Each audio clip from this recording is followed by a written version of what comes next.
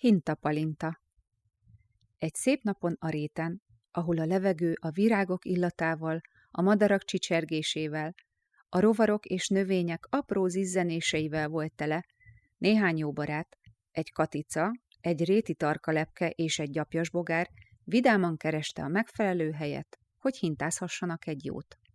Nemrégiben a tarkalepke egy fűszálon pihent meg a lágyan lengedező késő tavaszi szellőben, és a magasra nőtt, vékony fűszál lassan ide-oda hajladozott a ráreppent rovar súlya alatt.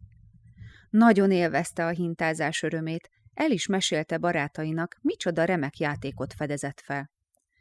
Azóta várták, hogy újra enyhe szellő érkezzen a rétre, és a többiek is kipróbálhassák az új élményt. Eljött hát a nap, amit úgy vártak. Mikor reggel előbújtak éjszakai rejtekhelyükről, érezték, hogy a szellő simogatja testüket. A gyorsreptű tarkalepke megkereste barátait, és elindultak, hogy felderítsék a legjobb helyet a játékhoz. Találtak is végül egy kellemes kis helyet, ami nem volt teljesen szélvédett, a céljaiknak éppen megfelelt. Egy csodás, színes virágokkal borított kis növénycsoportot szemeltek ki maguknak.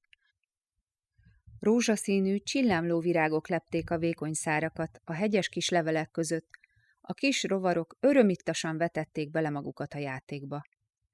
A lepke és a katica szárnyai segítségével hajtották magukat előre-hátra a hintázásban, vidáman kiáltozva, egymást bíztatva az erőteljesebb lengésre, gyorsabb suhanásra a virágos ágon. Mikor a gyapjasbogár következett, neki kicsit nehezebb dolga volt, mivel neki nem voltak szárnyai. Ő csak a szellő erejében bízhatott, illetve 8 lába erejében, amikkel rugózva igyekezett hajtani magát, hogy a lendülete el ne vesszen. De ekkor váratlan és szomorú dolog történt. A virágos szár, amin ilyen jót mókáztak, egy recsenés kíséretében letört a gyapjasbogár súlya alatt, és ő a földre huppant, még bukfencezett is párat a talajon. Hirtelen csend lett, egyikük sem nevetett. Szomorúan nézték a hintájuk hűlt helyét.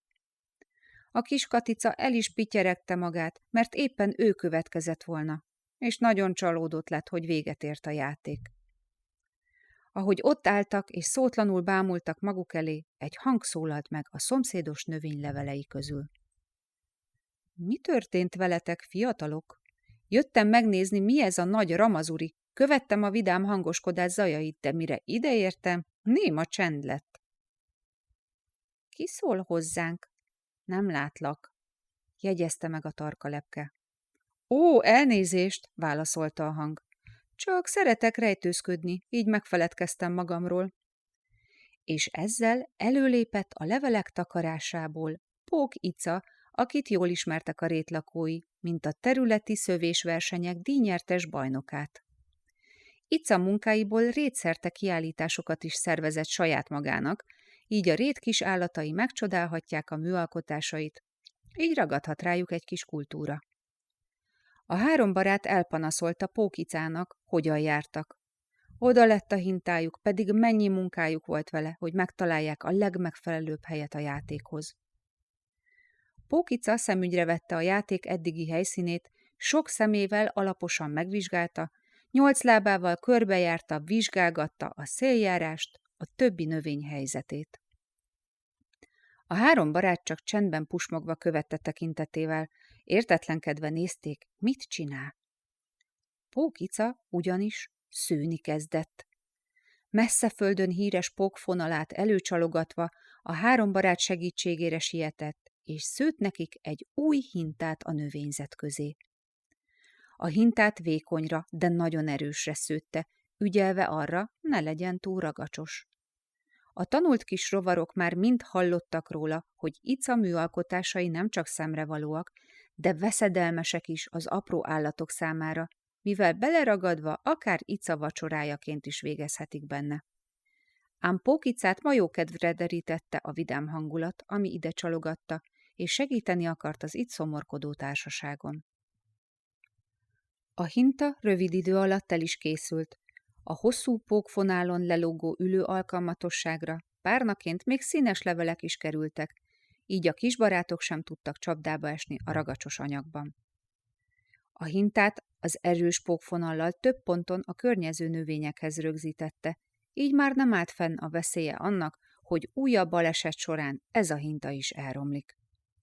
Amikor a katica, a réti tarkalepke és a gyapjas bogár számára világossá vált, Pók Ica mivel foglalatoskodott, nagyon megörültek, és vidáman kacagva vették birtokba az új hintát.